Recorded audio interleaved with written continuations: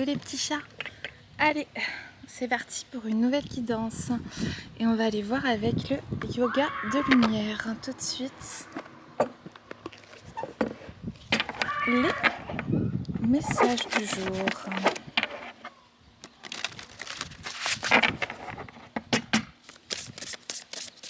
Alors, si vous voulez une guidance personnalisée, vous avez mon mail juste en bas de la description. Alors, j'en ai combien? J'en ai 2. Reliance, reflet, union, lumière, astrologie, guidance. Ok.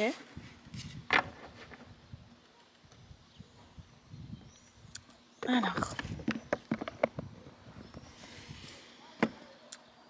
moi déjà comme message, je vais avoir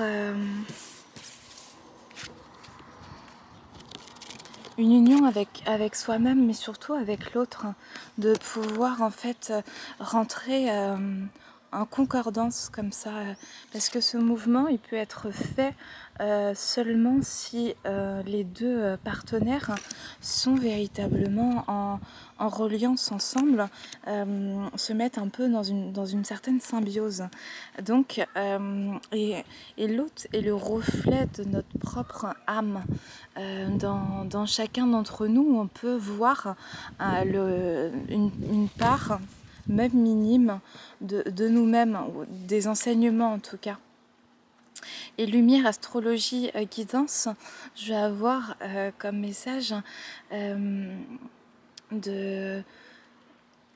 que certaines relations, certaines reliances comme ça, certaines âmes sont amenées à se rencontrer et sont amenées en fait à naviguer dans la vie ensemble.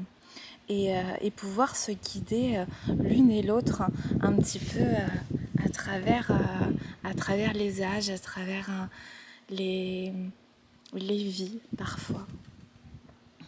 Et moi je voulais aller voir l'oracle de la flamme jumelle en premier normalement.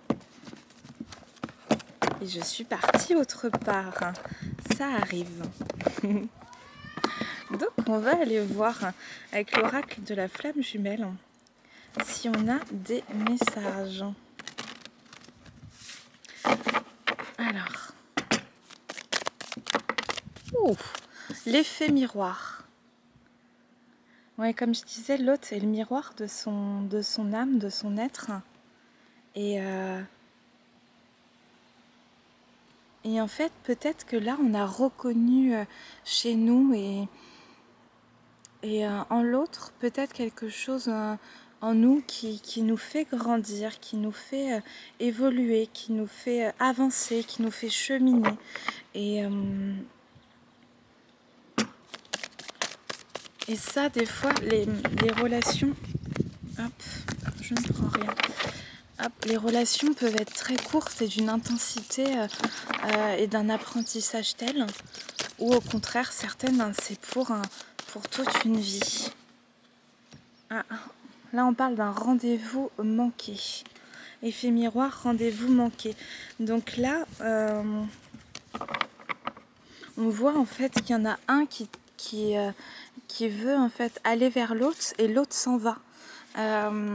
Donc peut-être qu'il y a ce phénomène en fait d'une relation, d'un sentiment d'inachevé, de quelque chose qui n'est pas tout à fait terminé, clôturé, qu'on a peut-être du mal à laisser partir. Parce qu'en fait, l'autre nous a amené un ancrage émotionnel. L'autre personne a permis ça, en fait, un ancrage, quelque chose qui allait pouvoir adoucir les énergies, quelque chose qui allait être apaisant. Et oui, ça peut faire un petit peu de peine de laisser s'en aller certaines relations. mais ça a créé une ouverture spirituelle. Une ouverture spirituelle, c'est une ouverture à soi, en fait, dans la quête de soi, dans la quête de qui l'on est et de s'ouvrir à l'autre.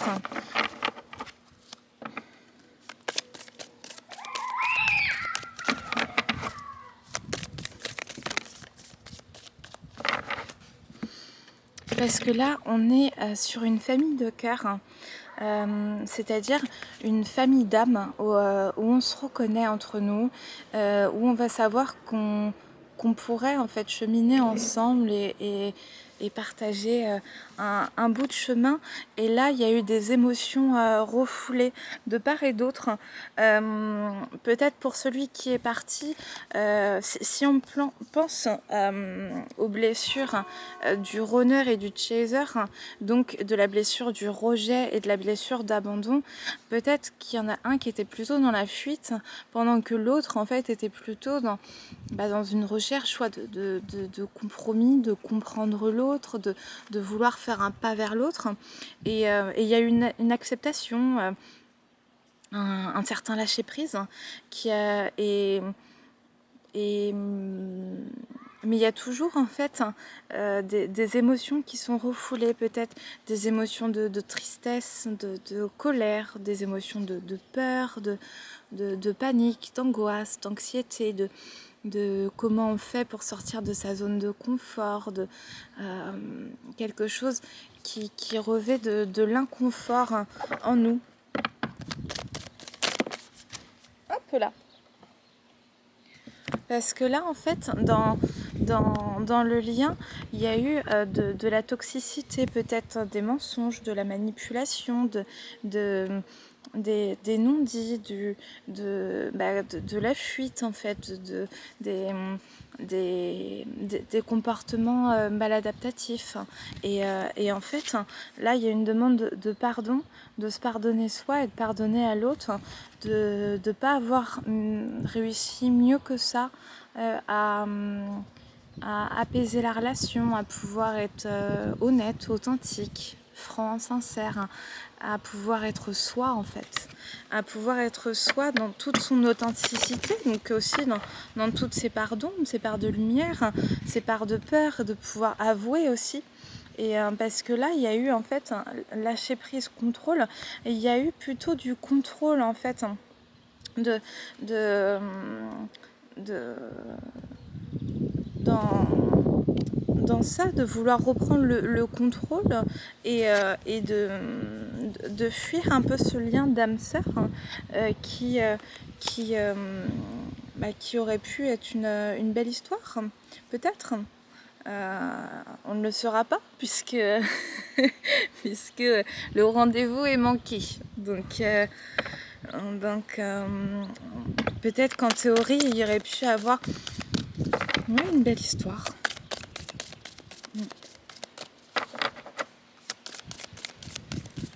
Là, chez moi, je sens un tout petit peu de nostalgie, de mélancolie. Et on va être bon pour ça. Et j'ai même âme double. Oui, de reconnaître l'autre un petit peu comme son autre, hein, comme la personne qui pourrait nous être destinée comme quelqu'un avec qui on aurait pu se projeter sur un avenir et des projets communs, être quelque chose qui ne s'est pas réalisé. Voilà. Donc, de toute façon, show must go on. Show must go on. Donc voilà, on va aller voir avec réminiscence des vies antérieures. Je vois que j'ai du public dans la salle.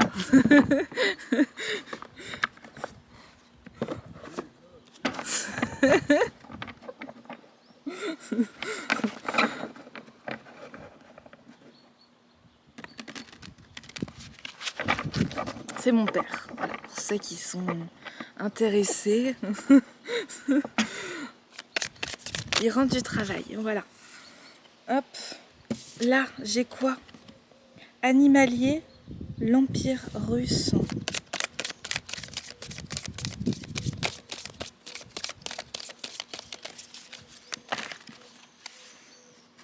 Les peuples autochtones, esclaves et prisonniers, noyades. En fait, les blocages, ils peuvent être... Et j'en avais deux autres, pardon. Les Amazones et la révolution industrielle. Je vous ai pas montré. Donc les Amazones, la révolution industrielle qui sont tombées ensemble.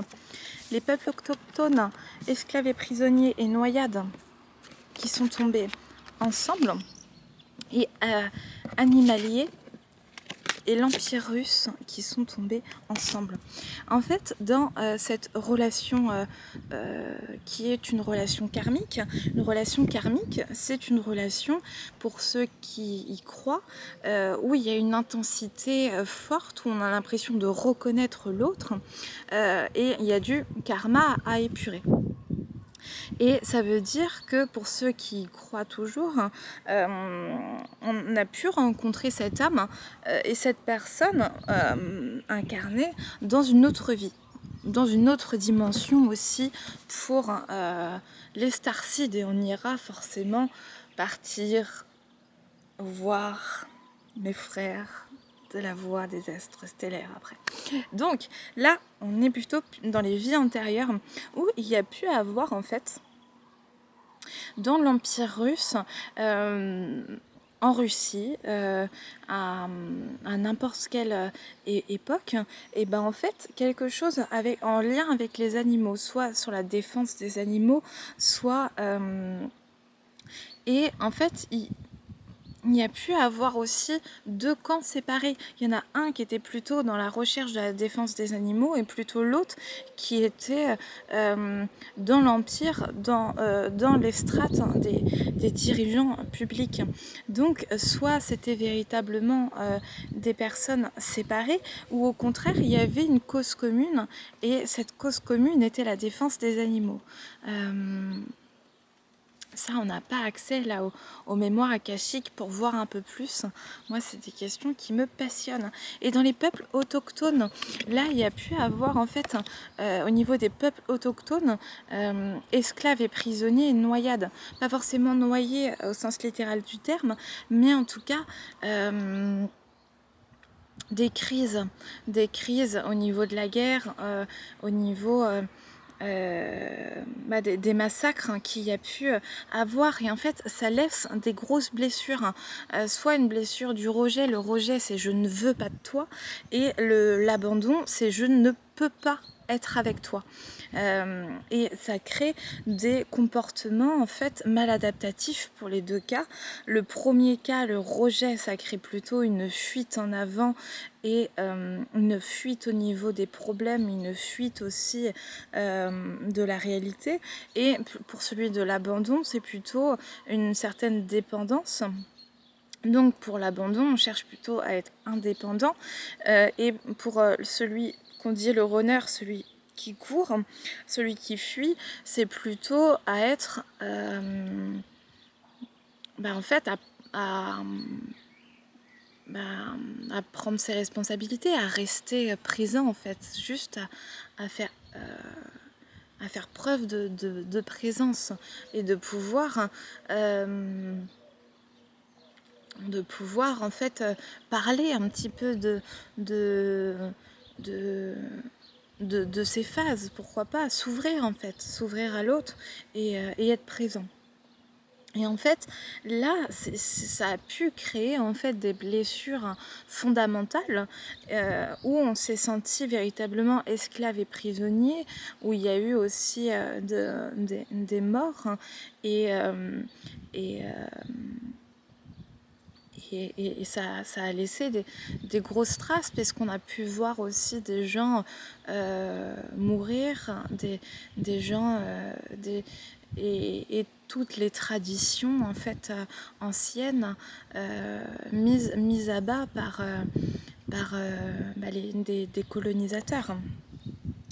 Et pour les Amazones et la révolution industrielle, et ben en fait c'est de pouvoir mesurer les conséquences en fait de la révolution industrielle sur l'état des conditions humaine. Comment en fait au bout d'un moment l'humanité s'est déshumanisée en fait. Comment les conditions de travail sont devenues inhumaines au fur et à mesure. Et là on en est à un esclavage moderne avec avec les, les conditions et puis les crises successives. Et là, c'est véritablement pouvoir mettre en avant en fait la déshumanisation plutôt que le côté un peu plus sauvage, un peu plus traditionnaliste de ces anciens peuples et qui étaient dans les trois quarts en tout cas pour œuvrer pour soit l'humanité, les animaux, les plantes, les végétaux, en tout cas être ancrés dans la terre et de trouver du sens en fait à, à la vie. J'avais entendu une anecdote de sages et de chamans par Arnaud Rioux. Je citerai souvent certains, en fait, qui disaient, mais je crois que c'était des sages tibétains, je ne sais plus exactement, mais qui disaient finalement, moi je ne comprends pas, vous nous demandez quel est le sens de la vie, alors que pour eux, ils se disent, le sens de la vie, ben, ils se lèvent le matin, ils cultivent la terre, c'est une simplicité en fait, c'est assez simple. Et nous, dans le rythme dans lequel on nous demande de travailler et de vivre, et bien, il y a cette quête de sens qu'il n'y a pas spécifiquement dans les pays d'Orient. Donc c'est un petit peu ces questions-là, ces questions d'humanité finalement, et donc des questions fondamentales. La renaissance. Là, j'ai pas la renaissance dans le sens de... C'est comment renaître à soi-même en fait. Comment retrouver du sens à sa vie, à sa... à, à, à l'humanité, et comment retrouver une quête en fait de sens. Donc, la voix des êtres stellaires m'a appelée. On va aller voir un petit peu plus s'il y a des messages. Et il y en a.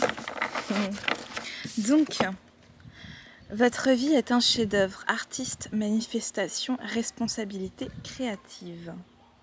Voilà. Est-ce que nous sommes véritablement dans une création? Est-ce que nous cherchons à créer des choses, soit avec nos mains, soit je peux penser à la cuisine, au vin aussi. Moi, je suis très admirative de la fabrication du vin à titre personnel, et aux arts aussi, chanter, danser, le théâtre, tous les arts, la peinture, enfin voilà, quelle est votre patte, quel est votre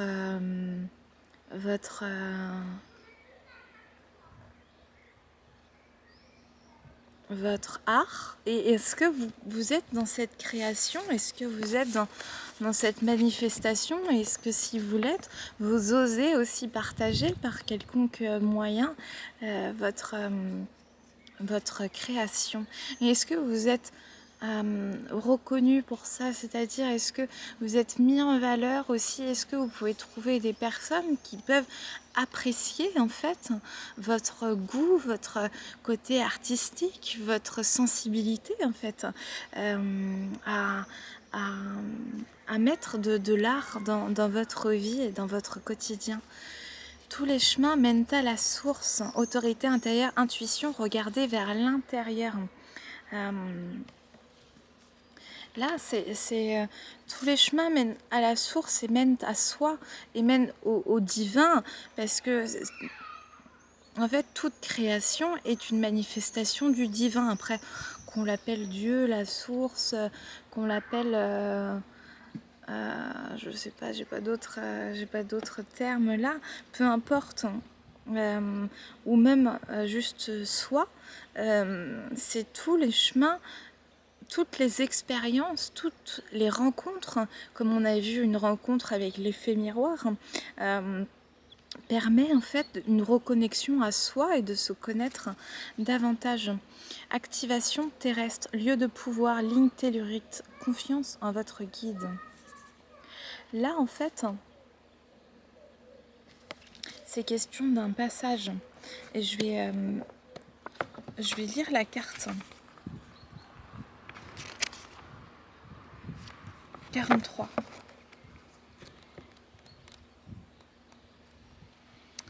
Alors, attention, attention. Les lignes telluriques sont des voies terrestres invisibles, le long desquelles circule l'énergie de la Terre. D'ailleurs, ça a été photographié, l'énergie de la Terre, et de montrer en fait que la strate qui protège la Terre est une fine couche comme ça, comme une auréole, comme nous avec l'aura par exemple, il y en a qui voient les auras, et verte, comme le chakra du cœur. Hop, activation avec ma pierre verte. Je sais pas si c'est tout à fait la même idée, on va voir. Aussi connues sous le nom de sentiers spirituels, elles ont été comparées au système des méridiens du corps, utilisés dans la médecine traditionnelle chinoise. Et bien qu'elles soient invisibles à l'œil nu, nous pouvons les percevoir grâce à nos sens subtils. Elles relient également les sites sacrés, cercles de pierre, tumulus et lieux de culte du monde entier. C'est pour ça que par exemple quand on est dans un endroit, même avec des personnes, on peut sentir l'atmosphère, on peut sentir quelque chose. Et ceux qui écoutent et sont sensibles à cela perçoivent plus en fait ces énergies en fait subtiles qui effectivement ne se voient pas à l'œil nu mais se ressentent. Dans la culture aborigène australienne, les lignes des chansons ou pistes de rêve représentent l'itinéraire parcouru par les êtres créateurs lorsqu'ils bâtirent la terre et la mer durant le temps du rêve. Ces chemins ont été enregistrés dans l'art, les chants et les danses traditionnelles du peuple, leur permettant d'accéder à des informations sur l'histoire de son pays et de voyager en toute sécurité sur de grandes distances. Oui, et là, il y a eu des études aussi qui ont prouvé que l'aura, en fait, était alignée avec 37,5 Hz, alors que la majorité de nos chansons sont à 40. Et en fait, ça déséquilibre un tout petit peu, en fait, l'énergie. C'est un petit peu la même idée. Beaucoup croient que lorsque nous visitons ces points ou centres terrestres sacrés, quelque chose s'active en nous. Certains croient également qu'en se connectant à la terre de ces lieux sacrés avec dévotion, quelque chose est également activé au sein de la planète. Êtes-vous appelé à voyager vers un lieu sacré dont votre âme se souvient, ou à prendre soin de la terre sur laquelle vous vivez, à honorer et reconnaître ces gardiens, connus et inconnus, ou ces esprits de la nature? Au fur et à mesure que vous vous connectez plus profondément à la terre et honorez ses gardiens, celle-ci s'ouvre plus pleinement pour vous soutenir. Ses fruits vous nourrissent davantage et ses gardiens veillent sur vous. J'honore et remercie les gardiens, connus et inconnus, de la douce terre qui me soutient.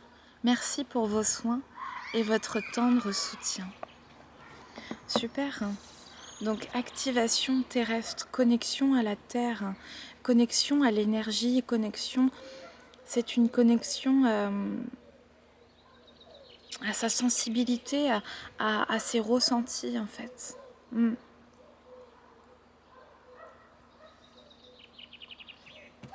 Super. Prenez soin de vous, soin de soi, soin du corps, tendresse, repos.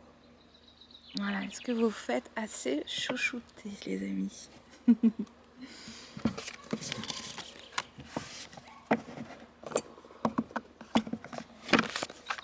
Allez, on continue. Donc, l'oracle d'Anka. On va aller voir, on va creuser.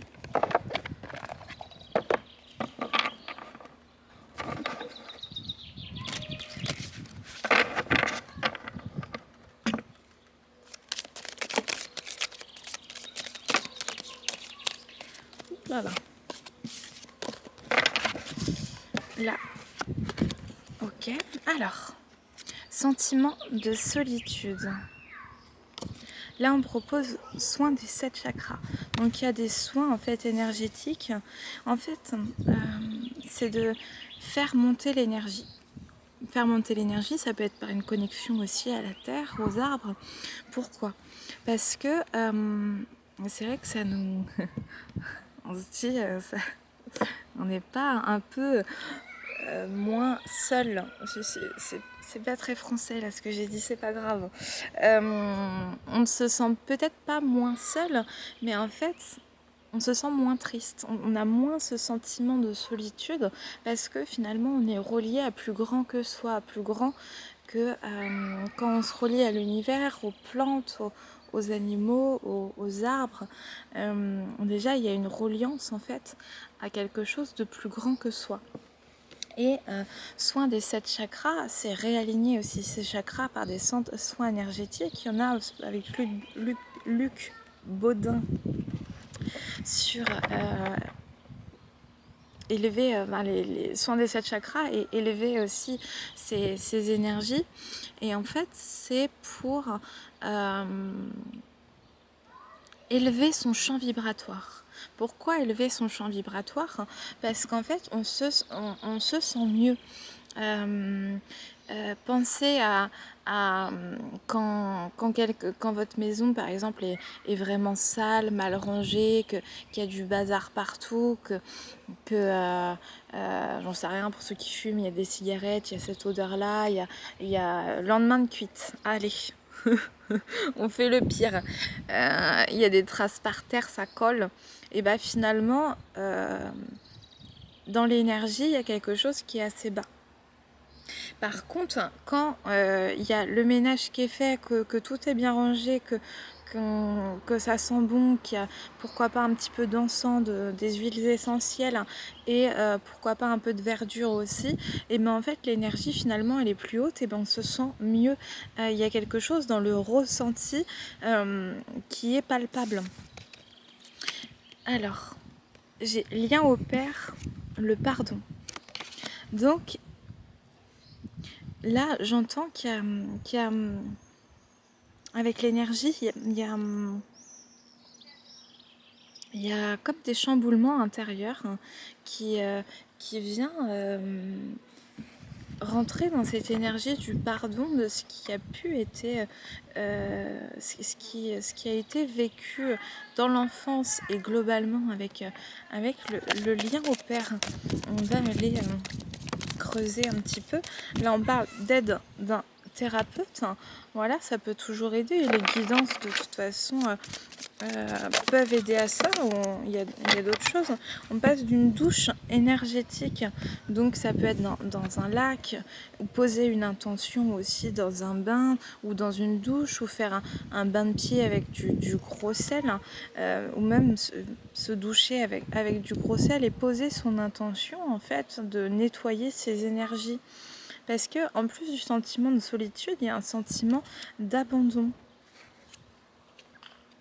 Comme s'il n'y avait pas droit au bonheur.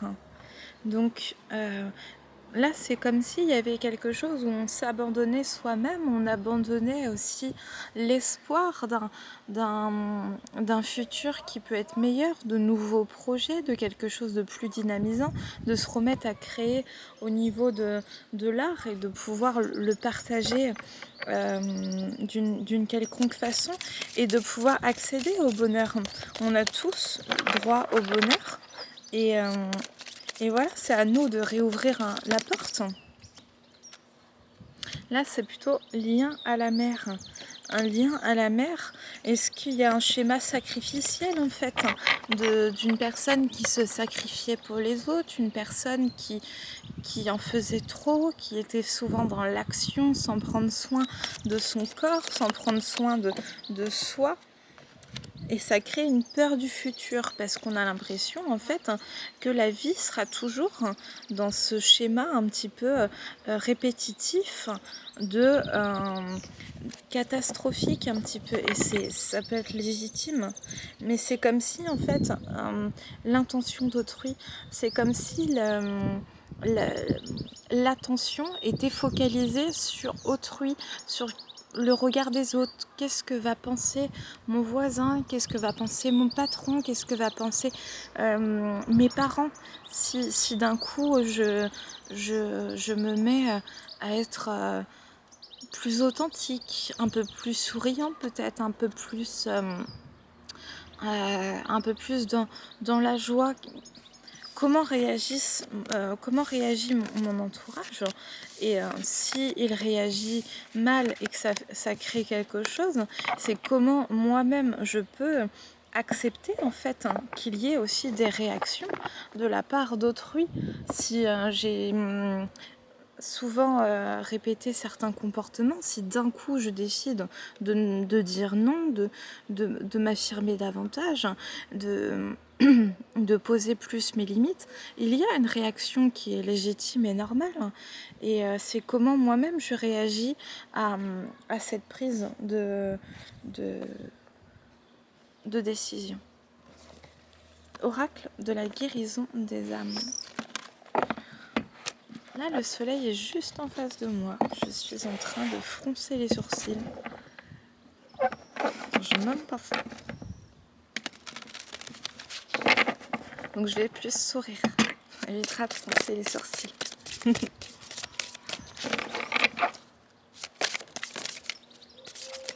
Ah, la lémurie.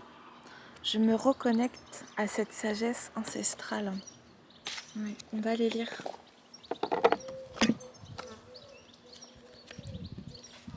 Jadis, je vécus en Lémurie. À cette époque, la femme était incarnée dans sa dimension divine et sacrée, connectée à son intuition, à la nature, au ciel. Les sœurs des étoiles enseignaient et transmettaient leur savoir et leur sagesse. L'homme écoutait attentivement la femme, messieurs, à bon entendeur, car elle était reliée à la nature. Elle en était la gardienne. Elle avait en elle une connaissance d'une sagesse inépuisable qui se transmettait de génération en génération. Les femmes ainsi que les hommes se réunissaient pour célébrer tous les éléments de la vie. J'ai certainement vu la lémurie être engloutie et vu disparaître avec elle une sagesse divine. Aujourd'hui, je me connecte à ma mémoire de femme ou d'homme de la lémurie. Je regarde juste la caméra. Ah, elle apprécie pas le soleil. À ce pouvoir intuitif de guérison, j'intègre en moi toute cette sagesse ancestrale afin de la réveiller ici et maintenant. Vieille âme qui a de nombreuses connaissances enfouies. Magnifique.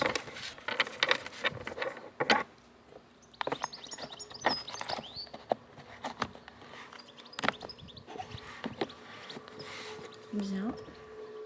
On va aller voir avec l'oracle de la guérison chamanique.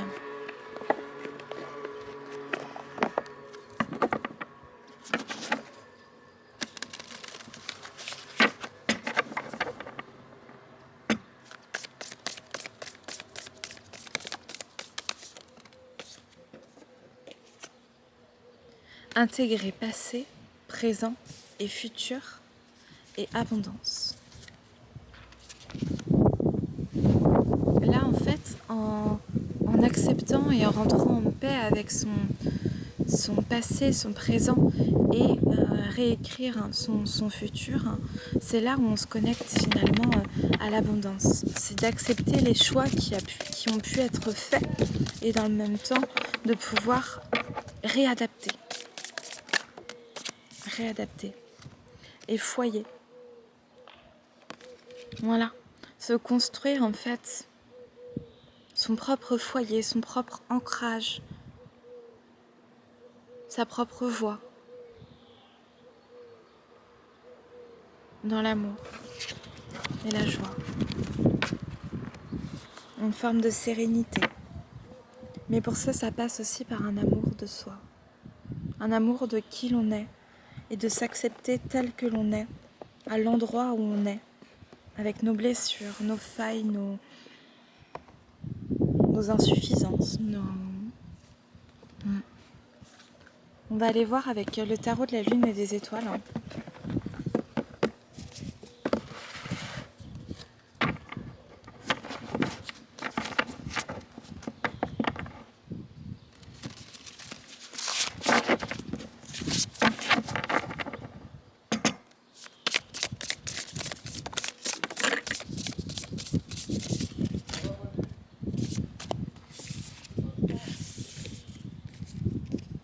8 de denier, perfection. Est-ce qu'il y a une quête un petit peu de perfection, de vouloir être parfait, de se croire en fait insuffisant parce qu'il y a des défauts, parce qu'il y a des insuffisances, parce que ça, il y en a dans chacun d'entre nous. Et est-ce que c'est pas une quête vaine que de chercher à être parfait? Il faut plus, je pense qu'il faudrait plutôt chercher à être vrai, à être authentique, à être soi, avant tout que de vouloir rechercher une perfection, quelque chose qui n'existe pas finalement. Parce que tout est juste et tout est parfait en soi, mais à l'endroit où l'on est, à l'endroit... mais... Et en fait, avec le hiérophant et conseil, c'est plutôt en fait de partir sur ce qu'on connaît déjà, sur là où on en est, notre propre base, pour aller en fait chercher à se mettre en action, à progresser, à faire mieux, à, à élaborer de nouveaux plans, à élaborer de nouveaux projets, à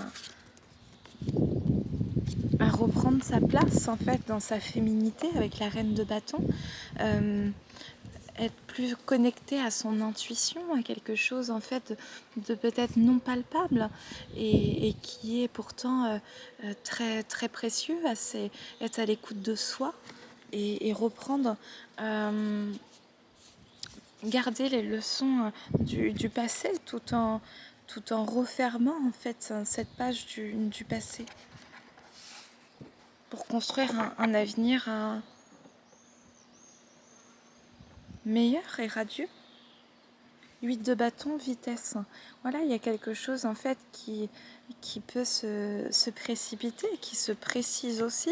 Et ça, en fait, il y a de l'action, il y a quoi d'autre? Il y a de la tromperie. 7 d'épée. Il y a erreur sur marchandise, il y a de la tromperie, il y a de l'immaturité avec le cavalier de bâton, et il y a quelque chose avec la tour qui doit se transformer, qui doit peut-être être réinventé, qui doit être réajusté en fait pour 10 de bâton, déposer le fardeau du passé et redevenir en fait soit dans quelque chose de plus gentil. On dirait que c'est un gros mot d'être gentil, mais c'est surtout ceux qui abusent de la gentillesse en fait, hein. Et celui qui est gentil, c'est apprendre à poser des limites, un cadre. Et donc c'est plutôt être à l'écoute avec la grande prêtresse de sa voix intérieure, d'être de la petite voix. On dit que l'ego crie pendant que la petite voix intérieure murmure. Donc c'est être à l'écoute de ces murmures qui chuchotent à l'oreille peut-être certaines envies, certaines créations nouvelles, certaines idées créatrices. Donc c'est comment au fur et à mesure être à l'écoute et pouvoir en fait imprégner dans la matière ces nouvelles idées. Valet de denier, il y a un changement de perspective et avec la mort, il y a une libération en fait pour retrouver sa sécurité intérieure et avec le magicien. Et on terminera avec le monde. Le magicien, c'est reprendre en fait.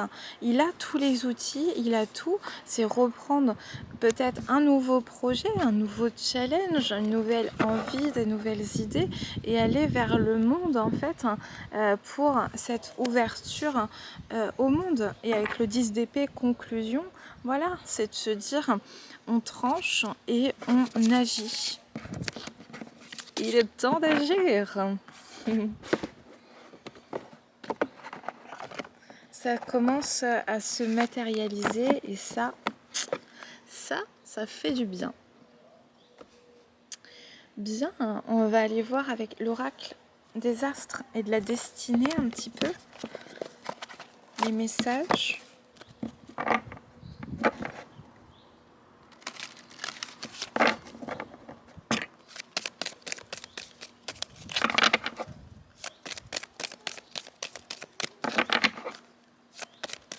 Ça fait du bien un peu de soleil là.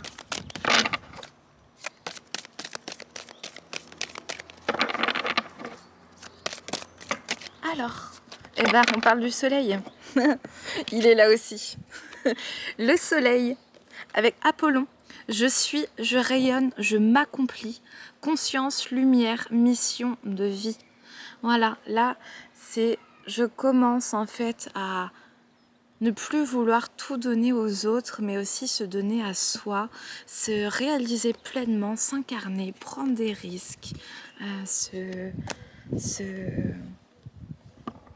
Et avec la maison 9, je m'élève, conviction, l'étranger, l'élévation, l'expansion, idéaux, les hautes autorités, spiritualité. Je m'ouvre à moi-même, je m'élève en conscience, ça y est, je mets en action de manière déterminée et c'est parti quoi. Je prends des risques et je vis enfin ma vie. Bien, on va terminer avec l'oracle de l'intuition.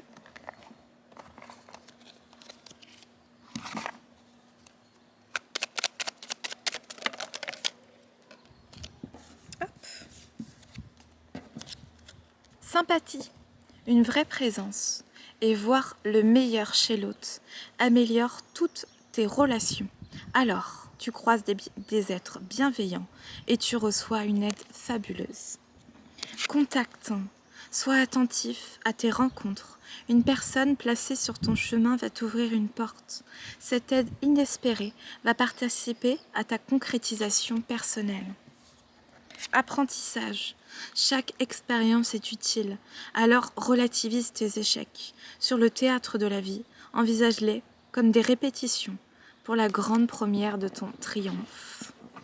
C'est super en cohérence avec tous les messages précédents. Donc ça, c'est super. Et le petit oracle de l'âme sœur. Si votre âme sœur était devant vous, que vous dirait-elle? Alors, j'ai mal fait. Je recommence.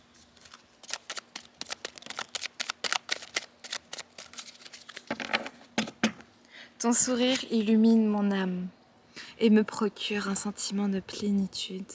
Il n'existe aucune partie de mon être que ton amour ne puisse emplir.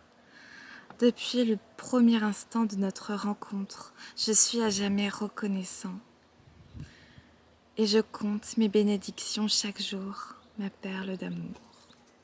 C'est magnifique.